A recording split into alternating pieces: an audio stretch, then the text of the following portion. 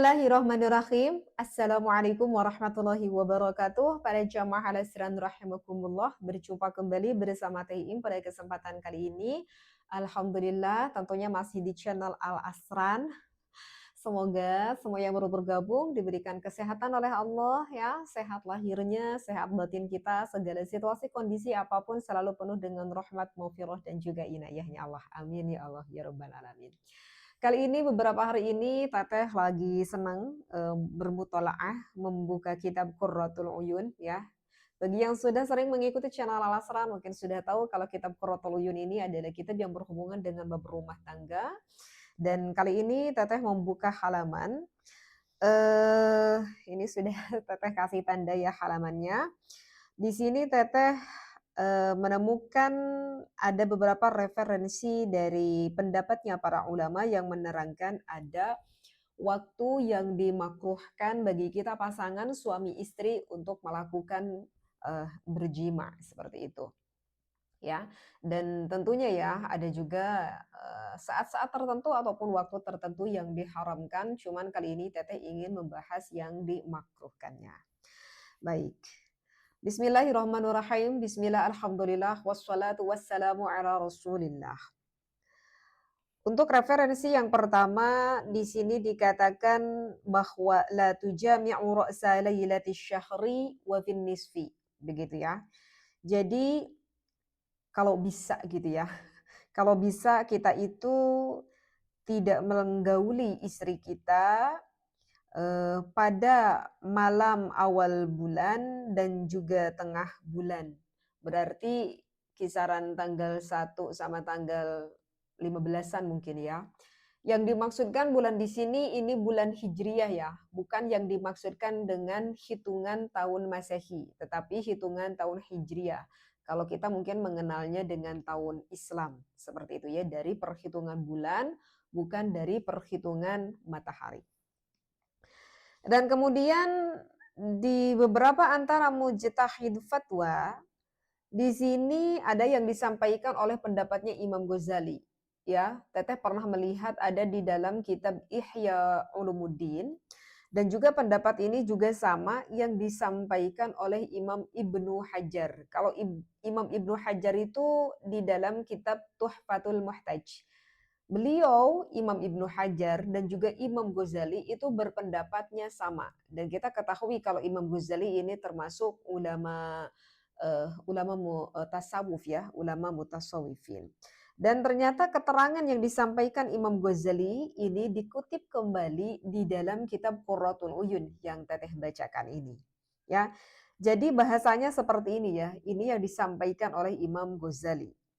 Yukrohu, dimakruhkan ya, al-jima'u, kita sebagai pasangan suami istri untuk melakukan hubungan biologis, hubungan intim. Bahasanya yukrohu, bahasanya itu dimakruhkan, bukan diharamkan. Sekali lagi ya, kalau diharamkan itu jelas tidak boleh, larangan, berdosa. Kalau ini tuh bukan diharamkan, tetapi ini dimakruhkan. Jadi maksudnya menurut Imam Ghazali lebih baik kita meninggalkan hubungan biologis pada malam ini, lebih baik kita melakukan amal ibadah yang lainnya. Seperti itu. Ya, dan tidak semua ulama berpendapat ketiga malam ini makruh, hanya sebagian ulama saja, ya.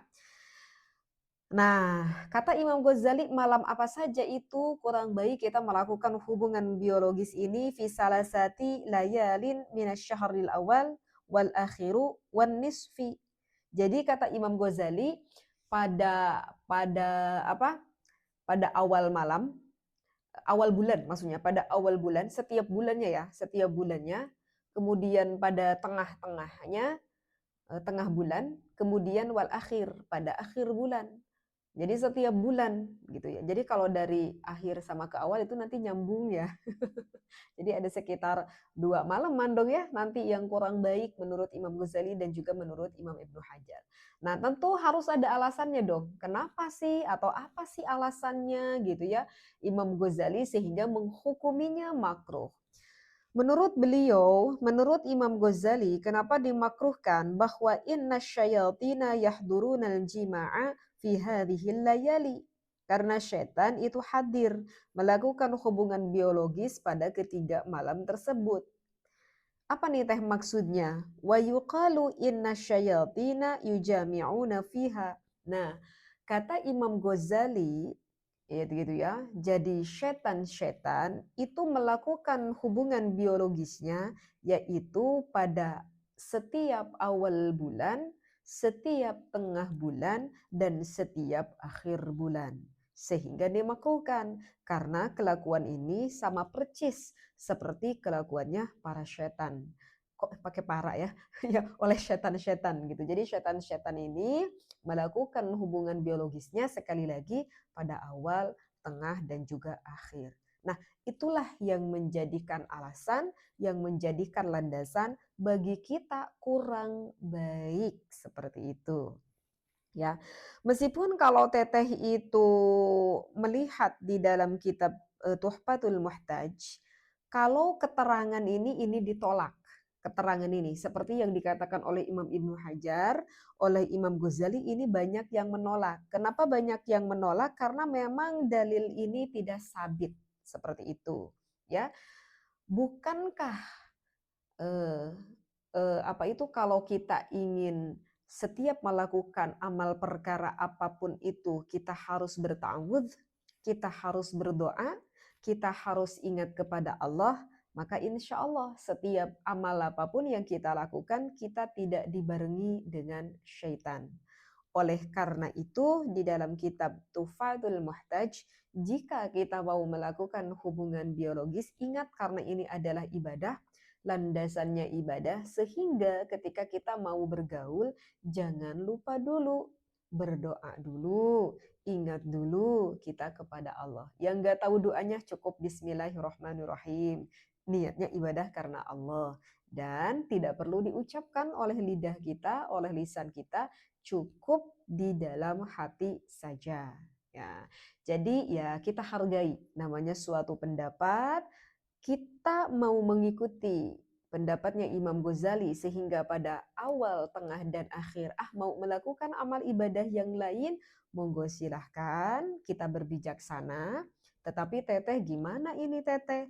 Pada kebetulan awal malam, awal bulan, tengah bulan, akhir bulan, suami aku ini lagi semangatnya. Kalau enggak dia layani suami aku nanti bisa-bisa tidak tidur teh semalaman. Kalau enggak bisa tidur, bisa-bisa besok enggak pergi kerja teh. Kalau begitu bagaimana? Kalau begitu ya udah, kita sebagai seorang istri layani saja suami kita karena itu lebih maslahat. Bagaimana Teteh dengan pendapatnya Imam Ghazali, toh ini bukan diharamkan, toh ketika suami minta pada malam ini mungkin saja ini lebih maslahat, dilayani saja. Yang penting syaratnya satu, jangan lupa ketika kita mau berhubungan biologis, ingat dulu kepada Allah dengan berdoa tentunya. Alhamdulillah, semoga dapat memahami dan mohon berbijaksana bagi para jamaah Al-Isran untuk mendengarkan kajian pembahasan di dalam kitab Qurratul Uyun ini. Semoga kita semuanya semakin terjalin keluarga yang sakinah, mawaddah dan juga warahmah tentunya, dapat berkumpul dengan keluarga yang kita cintai di dunia dan juga di akhirat kelak. Wallahu a'lam, wallahu muwaffiq ila aqwamit thoriq. Wassalamualaikum warahmatullahi wabarakatuh.